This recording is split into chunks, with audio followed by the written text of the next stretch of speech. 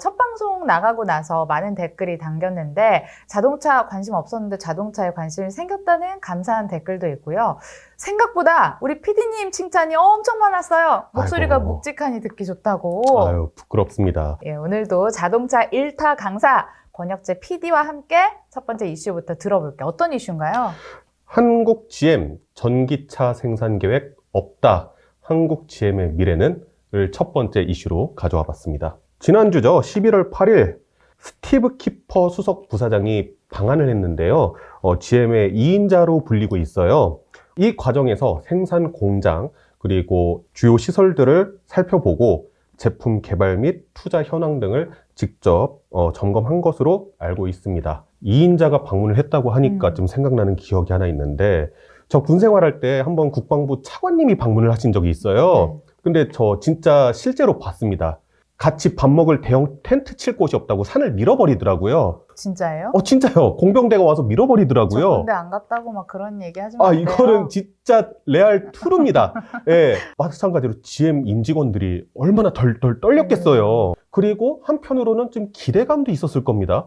제일 크게 기대되던 것이 어떤 것이었냐면은 한국 GM의 생산 라인에 전기차를 배정해 주는 것 아니냐. 그건 당근이네요. 네, 그렇죠. 사실 그것을 제일 크게 기대했었는데 거의 마무리 일정으로 기자 간담회를 열었어요. 근데 이때 전기차 열종에 대해서 수입은 진행하겠다. 네. 하지만 생산은 안 하겠다. 이거는 채찍인가요? 당근인가요? 애매하네요. 더한 채찍도 있습니다. 심지어 내연기관도 추가적으로 생산할 계획 없다. 다소 답답한 상황이 되었습니다. 네, 채찍에 채찍을 가한 상황인데 지금 GM이 한국 GM 같은 경우에 군산 공장은 폐쇄가 된 걸로 알잖아요. 네. 그러니까 폐쇄가 된 상황이고 나머지 돌아가는 공장들은 몇 개 남아있을 텐데 네. 그럼에도 불구하고 생산을 하지 않으려는 이유는 어디 있을까요? 한국 GM은 국내 3개 공장을 갖고 있습니다. 첫 번째가 충남 보령에 있는 보령 공장, 그 다음에 인천 부평에 있는 부평 공장, 경남 창원에 있는 창원 공장 이렇게 3곳이 있는데 저한테 공장 어디 있는지 그거 질문하실까 봐 방금 조마조마했습니다. 그래요? 네. 보령 공장에서 혹시 어떤 걸 생산할까요? 이런 거 하지 마시라고요. 보령 공장은 미션을 생산하는 곳이에요. 미션. 네, 변속기만 생산하고 완성차는 생산은 안 하고 있습니다. 그리고 수도권에서 가장 가까운 인천 부평 공장은 쉐보레 말리부, 그다음에 쉐보레 트렉스, 쉐보레 트레일블레이저 이 세대 차종 플러스로 네. GM 산하의 뷰익이라는 브랜드가 또 하나 있어요. 뷰익? 예, 우리나라엔 안 들어오고 중국에서 좀 인기가 많은 브랜드인데 이 트렉스와 트레일블레이저를 기반으로 만든 형제 SUV들 이 차량들도 생산해서 얘네들은 전량 수출 보내고 있고요. 그래서 부평에선 현재 5대 차량이 생산이 되고 있고요. 그 다음에 창원 공장 같은 경우에는 다마스, 라보, 스파크 등 경차 라인업을 생산하던 곳이었는데 올 초에 다마스와 라보가 단종이 됐습니다. 그래서 현재 스파크 한 종만 생산하고 있어요. 거기 노니까 거기 전기차 생산하면 되겠네요. 그러니까요. 왜 안 했을까? 그 외에 현재 쉐보레 라인업에 또 다른 차량들도 있잖아요. 뭐 예를 들어서 이코녹스, 트래버스, 콜로라도, 카마로, 그다음에 전기차 볼트 다 수입해서 판매하고 있는 차량들이에요. 저는 근데 이번 발표가 좀 상당히 절망적이라고 봅니다.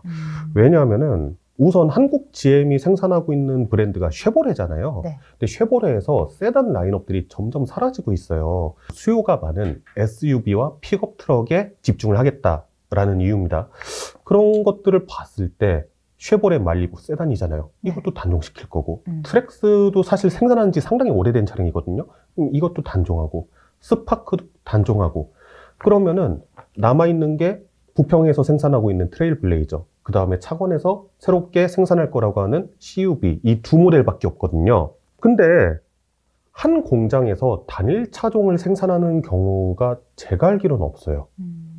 그 넓은 부지 공장에서 차량 한 대만 생산하는 건 상당히 비효율적인 일이란 말이에요. 네. 그래서 부사장이 방한을 했을 때 이걸 라인 놀리면 뭐하냐, 이거 배정해주지 않겠느냐. 방금 저 같은 생각을 하는 사람들이 많았던 거군요. 네, 그런 기대감이 있었던 거예요. 근데 또 왜 하필이면 전기차냐? 그런 전기차에 대한 기대감을 갖고 있었느냐? 현재 수입되고 있는 쉐보레 볼트 있잖아요. 이 볼트에 LG 에너지 솔루션의 배터리가 들어갑니다. 근데 이 LG 배터리 생산 공장이 인천에 있어요. 그러니까 인천에서 배터리랑 관련 시설 만들어가지고 부평 공장 가가지고 전기차 완성차 만들어갖고 수출 보내면 되는 거 아니냐 이 생각이었던 거죠. 네. 지금 쉐보레 볼트 어떻게 들어오고 있냐면요. 인천에서 배터리 만들어갖고 미국으로 수출 보낸 다음에 미국에서 완성차 만들어서 다시 한국으로 들어오고 있습니다. 왜 이렇게 비효율적으로 그러니까요. 가나요? 그러니까 그냥 국내에서 완성차 만들어갖고 수출 보내면 되겠네라고 생각을 했던 건데 아예 못을 박아버렸죠. 생산 계획 없다. 아주 안 좋은 소식만 갖고 온 건 아니에요, 사실. 스티브 키퍼 부사장이 GM의 전략에 따라서 앞으로 한국 GM이 어떤 역할을 담당할지 세 가지를 크게 제시를 했는데요. 첫 번째가 2개의 신차 플랫폼으로 핵심 사업 경영 정상화라고 되어 있는데 이게 2개의 신차라고 한 게 앞에 말씀드렸던 트레일블레이저와 신형 CUV를 얘기하는 것 같아요. 네. 그다음에 두 번째가 GM 테크니컬 센터 코리아 미래 모빌리티 관련 프로젝트인데 이 GM 테크니컬 센터 코리아가 이제 개발 부서를 얘기합니다. 그다음에 세 번째가 볼트에 현재 배터리를 공급하고 있는 LG 에너지 솔루션과 파트너십을 통해 합작회사를 설립해서 얼티엄 배터리를 생산하겠다. 그러니까 한국 GM을 통해서 미래 모빌리티 개발할 수 있게 해주겠다. 그 다음에 전기차 배터리 생산을 이제 주도적으로 할 수 있게 해주겠다. 이렇게 2가지의 화두를 던졌는데 자동차 생산에 대한 부분은 그냥 단 2대 차종으로 이어가겠다라고 이야기를 한 거죠.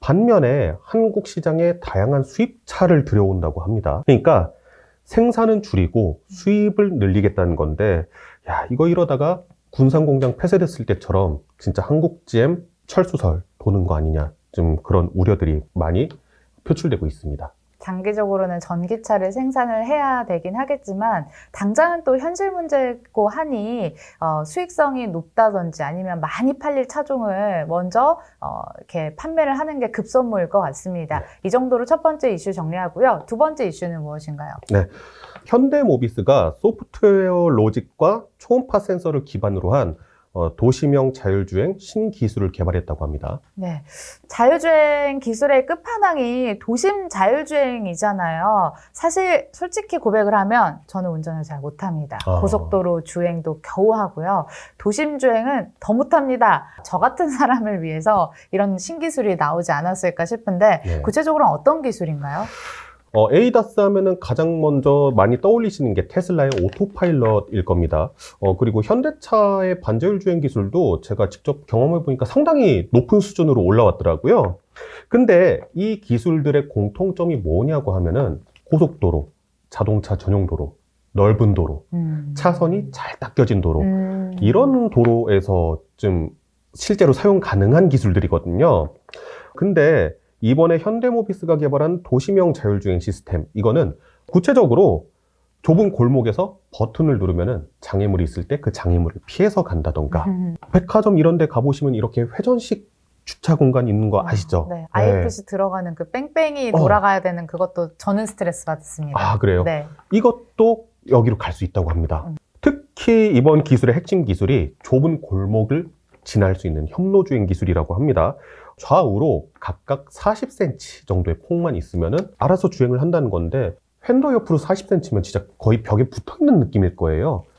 그런데도 이제 지나갈 수 있다. 제가 실제로 유튜브에서 현대모비스가 시연한 걸 봤는데 네. 진짜 좁은 길도 참 조심스럽게 해서 잘 지나가더라고요. 그리고 회전식 주차 구간에 대한 그런 시연 영상도 있었는데 우리나라 회전식 주차 출입구 중에 정말 유명한 곳이 있습니다. 어딘가요?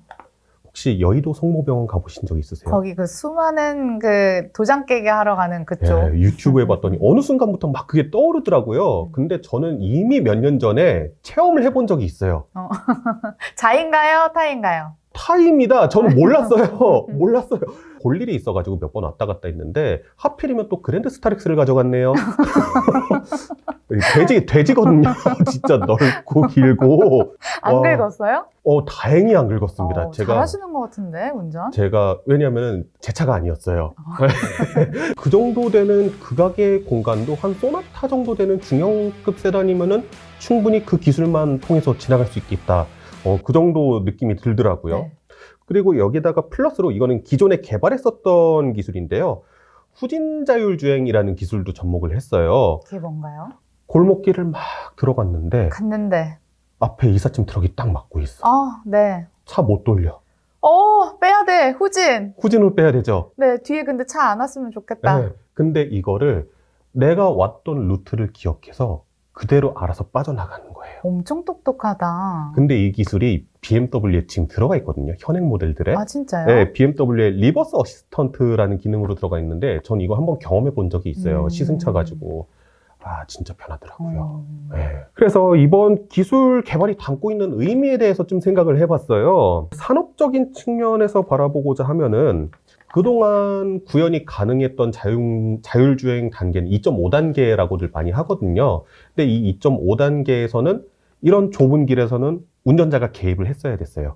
근데 이제 운전자가 개입을 하지 않더라도 차량이 알아서 해주는 그런 고차원적인 자율주행 기술로 가는 단계라고 볼 수 있겠죠. 네, 현대차가 내년부터는 자율주행 레벨 3 시대를 열겠다라고 했거든요. 네. 진짜 머지 않았습니다. 명절날 차 많이 막히고 엄청 오래 시간 걸리는데 그럼에도 불구하고 그냥 편히 잤다가 일어나면은 고향에 도착해 있는 그런 시대가 머지않아 저희 쪽으로 또 도래를 하지 않을까라는 생각도 하게 됩니다. 두 번째 이슈 재밌게 잘 들었고요. 네. 마지막 세 번째 이슈는 뭘까요? 쿠팡이 수소전기 트럭을 도입을 했다고 합니다. 그래서 이것의 의미에 대해서 한번 좀 생각을 해보고자 합니다. 기사를 보니까 위원회까지 열어서 특례로 수소 전기 트럭을 구매를 했다고 하는데 사면 사는 거지 이렇게 어렵게 법까지 바꿔가면서까지 만들어야 되는 이유가 있나요? 화물자동차 운수사업법이라는 법이 있습니다. 이 안에 보면은 화물자동차 운송가맹사업자는 국토교통부 장관의 화물의 운송 수요를 고려하여 네. 별도의 고시를 하지 않는 이상 증차를 할 수 없다고 나와 있어요. 이걸 쉽게 말씀드릴게요. 네. 제가 이제 화물차 운송 사업자를 이제 등록을 했어요. 네. 그래서 나라에서 막 실사도 해보고 판단을 해서 그래 그러면은 너네 화물차 5대 가져 라고 얘기를 했어요. 그러면은 이 5대에 대해서 나라가 야 물류가 지금 너무 넘쳐서 화물차가 더 필요해. 니네 차 더 사. 라고 특별하게 고시하지 않는 이상 네. 제 멋대로 늘릴 수가 없어요. 그러니까 수소 전기 트럭도 한 대를 내가 갖고 싶어 해서 바로 살 수 있는 게 아니라 누군가의 그 폐기된 번호판을 내가 사서 와야 되는 시스템이다. 이렇게 생각을 해보면 될까요? 그렇죠. 이제 정상적인 루트로 구매를 하고자 한다면은 내가 원래 갖고 있던 트럭 한 대를 폐차해야지 사올 수 있는 거예요. 폐차해야지. 네. 근데 이번에는 폐차를 하지 않아도 그래 너네 증차해 주는 거 이번에 특례로 봐줄게. 약간 그런 느낌인 거죠. 네네. 네. 그러면은 특례를 받으면서까지 쿠팡이 수소 전기 트럭을 사야 되는 이유가 있었나요? 일단은 많은 분들이 최근까지 논란이 됐었던 요소수 사태 있죠. 네네. 요소수 사태 때문에 특히 이 뉴스가 좀 부각이 되는 것 같아요. 왜냐하면 수소 전기 트럭이라고 하면 친환경이고 요소수를 안 써도 되니까. 근데 사실 저는 이거를 조사를 하다 보니까 이게 특례라고 해야 되나? 좀 애매한 부분이 있는 것 같아요. 왜냐면은 이미 작년에 현대차랑 환경부가 수소 화물차 시범 사업 추진 업무 협약이라는 걸 했어요. 그래서 같이 MOU를 맺은 기업이 3곳이 있는데 네. 현대글로비스, 그 다음에 CJ 대한통운, 그 다음에 쿠팡 이 3곳입니다. 다 물류를 전문적으로 그러게요. 하는 회사들이죠. 이미 현대글로비스랑 CJ 대한통운은 9월 달에 위원회로부터 특례를 받았어요. 단지 쿠팡이 한 2개월 늦게 특례를 받은 것 뿐이고요. 정부에서 이 운영하는 시범 대상 사업자로 선정이 됐고, 그래서 차가 필요해서 구매한 거기 때문에 사실 저는 이게 특례가 맞나? 라는 좀 그런 생각을 하게 됩니다. 네. 왜 특례를 해야 했는지, 네. 왜 쿠팡이 그런 결정을 했는지까지 들었는데, 왜 수소전기 트럭인지에 대해서는 저희가 좀 이야기를 나눠봐야 될 것 같아요. 네네. 그러니까 단순히 생각하면 전기 트럭도 충분할 것 같거든요. 네네. 근데 굳이 수소전기 트럭을 도입해야 될 이유가 있을까요? 우리가 일반적으로 많이 타고 다니는 전기차는 전기차 배터리, 네. 배터리 안에 전기를 충전해서 타고 다니는 그런 전기차가 있고요. 넥소나 지금 얘기하고 있는 수소 연료를 기반으로 하는 전기차가 있어요. 근데 제가 그 하이브리드 차에 들어가는 고전압 배터리 있잖아요. 네. 그거를 한번 실제 들어본 적이 있거든요. 진짜 무겁습니다. 이거 엄청 무거워요. 근데 전기차는 이 고전압 배터리를 여러 개 엮어 놓은 거잖아요. 진짜 무겁겠네. 근데 대형 트럭은 일단 크기부터가 압도적이고 네. 수십 톤 하는 화물을 싣고 다녀야 되잖아요. 네. 또 이 트럭은 상용 차량이기 때문에 주행거리도 중요하잖아요. 네. 그러면은 방법은 있죠. 전기 배터리를 엄청나게 때려 박으면 되는데 그렇게 되면 전기 배터리 무게가 또 엄청 나가죠. 엄청 무겁고 충전 시간이 한 2시간, 3시간 될까? 그렇죠. 그러니까 상용차로 쓰기에 비효율적인 거예요. 배터리 시스템 자체가. 네. 근데 수소차 같은 경우에는 수소를 연료로 넣으면은 그거를 내부에서 전기로 바꾸는 시스템이 들어가 있는 거잖아요. 그래서 이런 대형 상용차들은 수소차로 가고 있는 겁니다. 아마 여러분들이 좀 보실 수 있는 큰 대형 수소차는 전기 버스. 그 현대에서 일렉시티라는 버스, 전기 버스를 있는데 그 전기 버스 안에 수소 전기 버스가 또 있어요. 국내 한 180대 정도 도입을 해서 운영을 하고 있다고 하는데 수소 버스 같은 경우에는 조금 더 어떻게 일찍 시장에 들어올 수 있었느냐. 시내버스는 노선이 정해져 있죠. 네, 네. 그 길 외에는 안 다니잖아요. 네. 그 다음에 주행 끝나면 차고지 들어오잖아요. 차고지에 수소 충전 시설 갖다 놓으면은 충전도 상당히 안정적으로 되고. 그래서 지금 수소 버스는 운행이 되고 있지만 수소 전기 트럭이 지금 안 들어오고 있는 이유는 제가 봤을 때 전국에 수소 충전 시설이 82개소가 있습니다. 네. 82개소가 있는데 제가 어제 자료 조사를 한 밤 9시쯤에 하면서 이게 다 운영 중인가 봤더니 반 이상이 운영이 종료가 된 상황이에요. 네, 보통 아침에 열고 저녁 8시가 되면 닫아버리더라고요. 근데 화물차 기사님은 사실 화주가 부르면 가야 되잖아요. 네. 그게 뭐 새벽이 됐든 밤이 됐든 밤낮이 없고 그러기 때문에 아직까지 해결돼야 될 부분이 많죠. 충전 인프라에 대한 것들. 예. 그 다음에 이 수소 전기 트럭 그러면 가격이 한 얼마나 할 것 같습니까? 트럭 가만히 있자. 트럭 가격을 제가 말씀드릴게요. 네. 일반적인 트럭들. 이렇게 트레일러를 끄는 트랙터들이 국산차는 한 1억에서 2억 원 사이 정도 하고요. 네. 수입차들이 한 2억에서 3억 정도 사이 한다고 합니다. 그래요. 그러면은 네. 한 4억 갑시다. 참고로 이 시범 사업에 투입되기 위해서 구매하는 차량에 붙는 보조금이요. 보조금만 네. 4억이에요. 그러면은 4억 이상이라는 거잖아요. 네. 수소 전기 트럭 얼마인가요? 이게 시판용 차량이 아니기 때문에 정확한 가격은 안 나와 있는데 보조금이 4억이다? 그럼 한 7억 이상쯤 되겠네라는. 어머. 예, 사실 생계가 달린 문제잖아요. 이거를 구입하시는 분들은. 그런 분들한테 7억이라는 가격. 엄청 부담스러울 것 같아요. 그쵸, 부담스럽죠. 그렇기 때문에 사실 이게 내년 상반기에 딱 대비를 한다고 해서 폭발적인 판매량을 보일까라고 생각하면 저는 조금 회의적인 부분은 있어요. 예. 대신에 정부의 역할이 커지겠죠. 왜냐면 수소 충전 인프라에 대한 것이라든가 아니면은 이 차량에 보조금을 얼마씩 지원을 해줘서 실제 화물차 운전기사님들이 차량을 구입할 수 있을 것인가. 결국 정부의 정책에 따라서 좀 달릴 것 같고요. 대신에 그건 단기적으로 봤을 때고요. 장기적으로 봤을 때는 언젠가 이 디젤 내연기관으로 만든 화물차들은 전체 다 수소 전기 트럭으로 바뀔 거예요. 그렇기 때문에 이런 것에 투자하는 것은 저는 올바른 방향성이라고 생각을 합니다. 예, 보조금 4억 받으니까 7 빼기 4에서 3억으로 수소 전기 트럭을 구매를 한다고 해도 충전이 또 걸리니 그렇죠. 이게 좀 애매한 상황인 것 같습니다. 하지만 뭐 수소 충전 인프라가 구축이 잘 된다면 충전 시간도 전기 트럭보다 더 짧다고 하니까 네.